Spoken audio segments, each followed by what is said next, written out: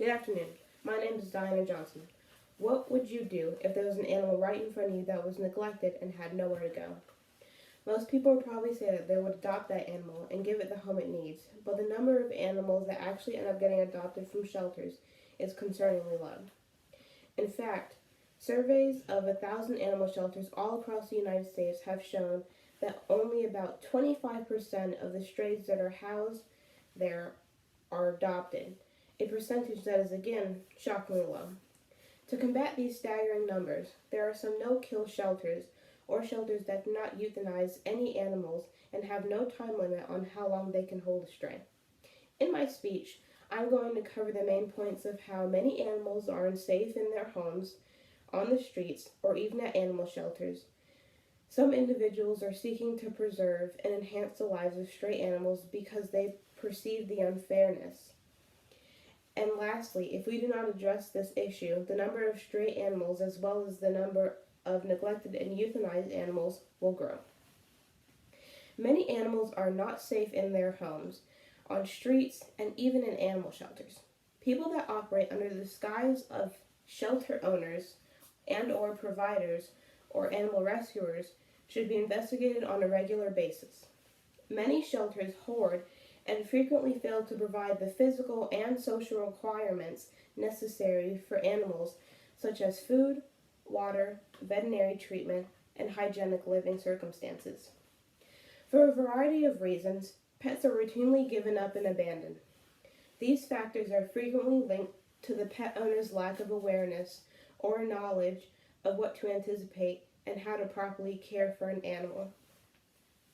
Pet abandonment contributes to the overpopulation in animal shelters, animal mistreatment, increasing puppy mill production, and the unnecessary euthanization or killing of animals. This brings me to my next point of shelter euthanization. According to American Humane, retrieved April 23, 2022, approximately 56% of dogs and 71% of cats that enter animal shelters are euthanized. This happens because all of the issues I had previously listed, such as lack of proper shelters, animal abusers, and animal abandonment. While it is sad that so many animals end up with this fate, some people recognize the injustice of it and are attempting to save and improve the lives of stray animals.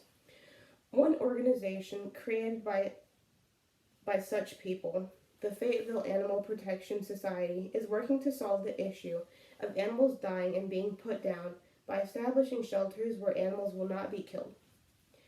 Some shelters, such as the Fayetteville Animal Protection Society, save every animal, while others put up with up to 10% euthanization. Both are called no-kill because no-kill shelters often expect 90% of animals to be adopted. These shelters have the advantage of attempting to keep animals alive and provide them with a home.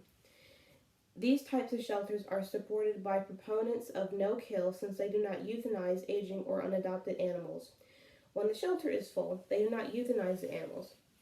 According to the Fayetteville Animal Protection Society, retrieved April 23, 2022, the mission of FAPS is to provide a licensed no-kill shelter for homeless animals until adopted into a loving and caring lifetime environment. Another one of the organization's main goal, according to the FAPS, retrieved April 23, 2022, is to reduce the population of stray animals and to promote responsible pet ownership. Shelters are good temporary homes for strays, but they need a permanent home where they can receive proper love and care. What many people fail to realize is that owning a pet is a privilege, and it is very important to have responsible pet ownership. Many strays are adopted to save them from a deadline, but the owner realizes that they cannot do or do not want to keep their pet, and they end up sending the pet right back to the shelter. Lastly, if we don't solve this problem, the number of stray animals will increase, as well as the number of neglected and euthanized animals. According to the UNC Health, retrieved April 23, 2022, more than 1,000 dogs and cats were killed in North Carolina animal shelters. And the longer we take to fix the issue, the higher the numbers will get. Imagine if millions of animals were given no chance at life simply because nobody took them in when they could have lived long, happy lives and received and returned love. Outside of this, leaving this problem as it would pose a moral dilemma, euthanizing animals is only considered acceptable when it relieves an animal of unavoidable suffering, such as due to an illness or inability to be properly cared for. So continuing to put down animals when there could be alternatives is very clearly inhumane and unethical. However, if more shelters were to adopt a no-kill policy, or if more no-kill shelters were established in general, it would ensure the safety and happiness of millions of animals across the United States. And I believe that less urgency would encourage more people to adopt an animal whenever they are ready to do, as opposed to being forced to adopt suddenly to save a life. Simply put, it's obvious that abolishing euthanization is the best option for protecting the future of a great number of stray animals, and could even help with improving adoption rates. Overall, from my speech, I hope you learned that many animals are unsafe in their homes, on the streets, or even in animal shelters. But some people are trying to save and improve the lives of stray animals because they believe that the situation is unfair. And finally, that if we do not address this issue, the number of stray animals, as well as the number of neglected and euthanized animals, will continue to rise. Achieving this solution will not be easy, though, as establishing more no-kill shelters means more workers and money is needed. So volunteering and donating to FAPS, the organization behind them, can be extremely helpful no matter how small. Any questions? I have a question. So, what do you think we as students would be able to do to help with this issue? You're asking me what do I think that we as students could do to help with this issue?